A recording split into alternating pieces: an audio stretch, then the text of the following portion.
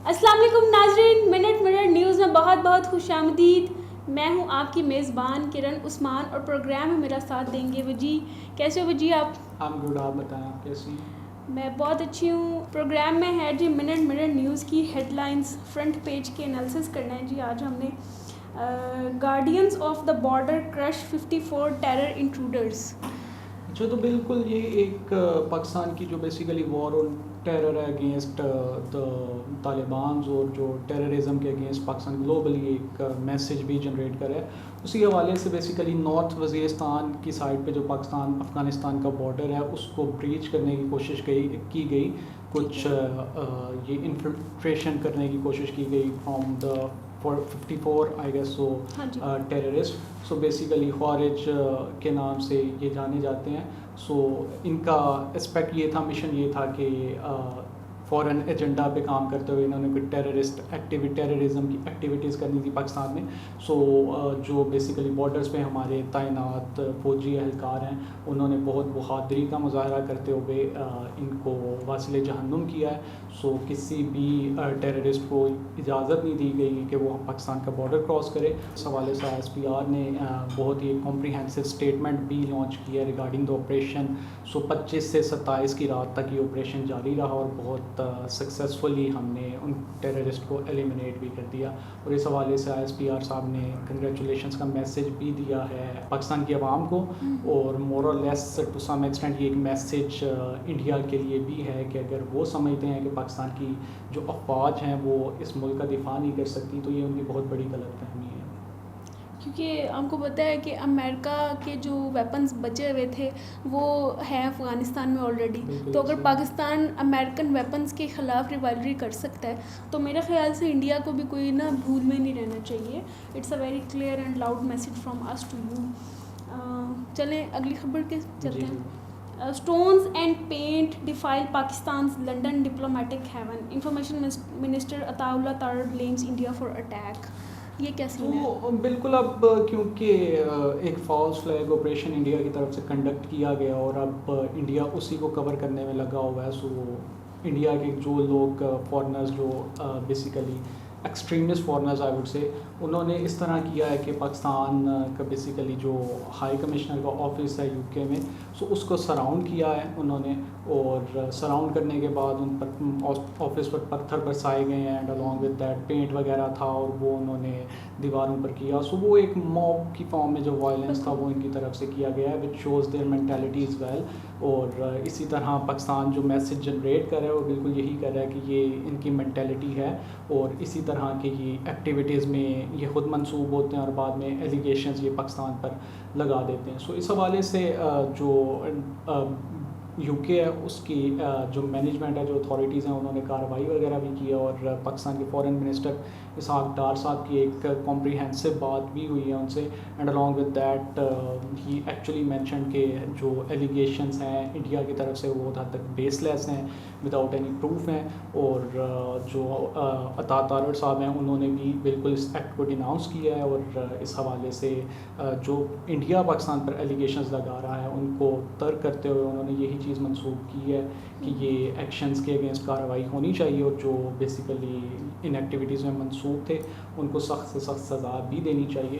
اور یہی ایک ایکسٹریمسٹ پیٹرن جو انڈیا کا ہے وہ ساری دنیا کے سامنے کہہ لیں ایکسپوز بھی ہوا ہے۔ یہ لنڈن میں ہوا ہے، مطلب کہ اوورسیز ہیں جو نان ریزیڈنٹ انڈینز ہیں اور یا ہمارے پاکستانی بھی ظاہر سی بات ہے وہاں پہ رہتے ہیں، تو ویسے اگر پاکستانیز کو دیکھا جائے، اگر پاکستان کے پولیٹیکل بیک گراؤنڈ میں بات کریں تو خان صاحب کے جو حامی ہیں وہ نواز شریف صاحب کے جو ایون فیلڈ کے فلیٹس ہیں وہاں پہ جا کے پروٹیسٹ کرتے تھے، تو مجھے دیکھ کے نا تب بڑا لگتا تھا کہ یہ کس طرح کے عجیب سے اوورسیز ہیں، لیکن ہمارے اوورسیز سے بھی زیادہ برے اوورسیز ہیں۔ نہیں ایکچولی یہ دیکھیں نا، یہ ایک ایکسٹریمزم ان سے ریفلیکٹ ہو رہی ہے ان کے ایکشن سے، مطلب آئی ایم لٹرلی سرپرائزڈ کہ ان ایکشنز کا کیا، ان ایکشنز کے کانسیکوینسز کیا ہو سکتے ہیں، یہ انہوں نے سوچا نہیں ہے، ٹھیک ہے، and just in the jingoistic aspect وہ گئے ہیں اور انہوں نے سراؤنڈ کر لیا ہے ہائی کمشنر کے آفس کو، اور اس حوالے سے یہ ایک موب کی فارم میں وائلنس وغیرہ ہی کر رہے ہیں۔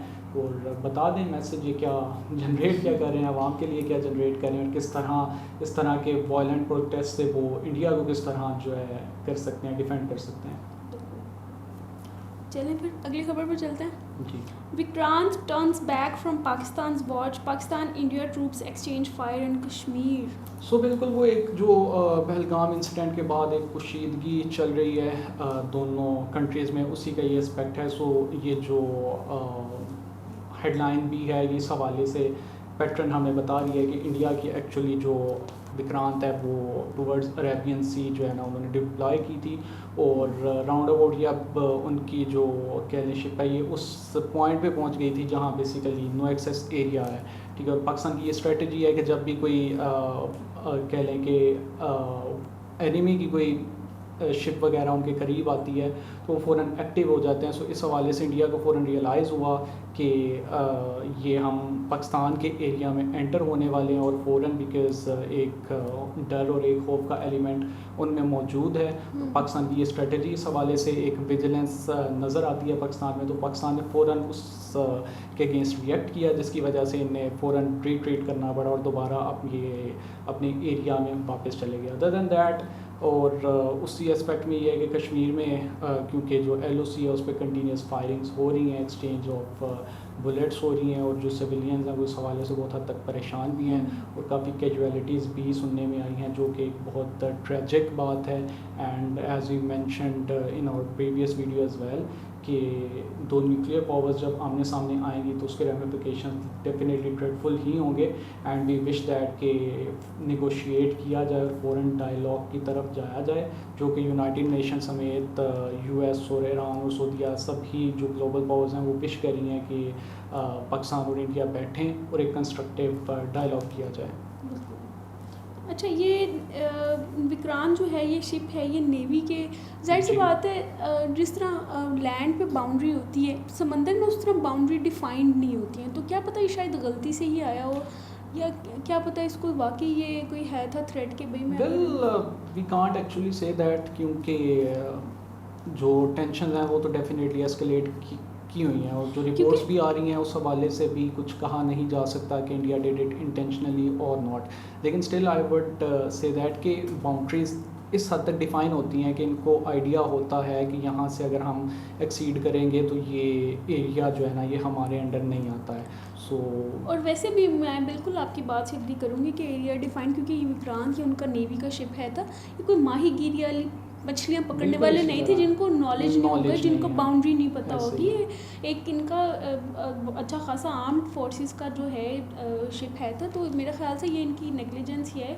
تو ہوپ فار دا بیسٹ اور ہوپ فار دا امن پیس. ہم پہلے بھی پیس کو پروموٹ کرتے ہیں, ہم ابھی بھی پیس کو پروموٹ کرتے ہیں. میرے یا کسی اور کے کہنے سے کچھ نہیں ہوتا ہے, لیکن میرے خیال سے جو ڈپلومیٹک افیئرس ہیں ان کو اب سیریس لے لینا چاہیے اور ان کو بیٹھ کے حل نکالنا چاہیے. نہ جنگ ہم چاہتے ہیں نہ جنگ شاید وہ چاہتے ہیں, اور افورڈ بھی نہیں کر سکتے particularly in the context of nuclear power we are. So نہ انڈیا افورڈ کر سکتا ہے اور نہ ہی ہم افورڈ کر سکتے ہیں. اسی امن کے پیغام کے ساتھ آج کی ویڈیو یہیں تک تھی. آپ سے ملتے ہیں اگلی ویڈیو میں, تب تک کے لیے اللہ حافظ. مزید ایسی ویڈیوز دیکھنے کے لیے ہمارے چینل کو سبسکرائب کریں اور بیل آئیکن کو دبانا نہ بھولیں.